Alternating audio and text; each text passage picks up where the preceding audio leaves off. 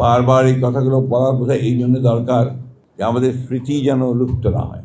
এই অনুষ্ঠানগুলোতে আসতে আমি চাই না, কারণ দীর্ঘকাল ধরে প্রায় 15-16 বছর ধরে আমাদের গণতন্ত্রের জন্য সংগ্রাম করতে গিয়ে, ন্যায়ের পক্ষে কথা বলতে গিয়ে, দেশের স্বাধীনতা সার্বভৌমত্বের পক্ষে কথা বলতে গিয়ে আমাদের অনেক প্রাণ চলে গেছে, অনেকে গুম হয়ে গেছে। এবং এই জুলাই মাসে আমাদের প্রায় 1000-2000 ছাত্র, শ্রমিক, জনতা প্রাণ হারিয়েছে। এই অনুষ্ঠানগুলোতে যখন তাদের পরিবারের সদস্যরা আসেন, তখন যে হৃদয় বিদারক একটা দৃশ্যের সৃষ্টি হয়, যেটা আমাদের পক্ষে মেনে নেওয়া বেশ কষ্টকর হয়। আমার মনে আছে যেদিন তত্ত্বাবধায়ক সরকারের বিধান বাতিল হলো, সেই দিন মাহমুদুর রহমান সাহেব তার পত্রিকায় লিখেছিলেন, সম্ভবত সেই দিন তার পরের দিনই, যে ফ্যাসিস্টদের পদধ্বনি পাওয়া যায়, ফ্যাসিবাদের পদধ্বনি পাওয়া যায়। ব্যাপারটা সত্যি হয়েছিল।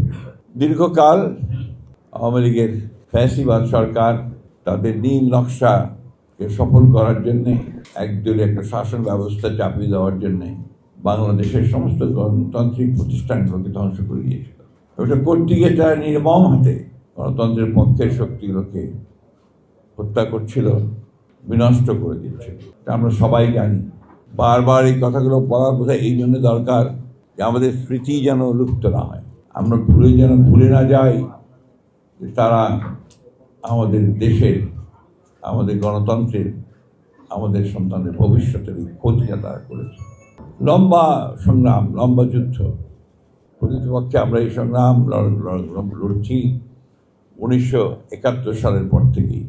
1971 সালে যারা দায়িত্ব নিয়েছিল রাষ্ট্রের কল্যাণ করবার, পরিবর্তন আনবার, একটা স্বাধীন সার্বভৌম বাংলাদেশ নির্মাণ করবার, তারা নির্লজ্জভাবে বিশ্বাসঘাতকতা করেছেন এবং একদলীয় একটা শাসন ব্যবস্থা চাপিয়ে দিয়েছিল, যেটা এই দেশের মানুষ মেনে নেয়নি। আমরা ইতিহাস সবাই জানি। আমি সেই ইতিহাস আর পুনরাবৃত্তি করতে চাই না।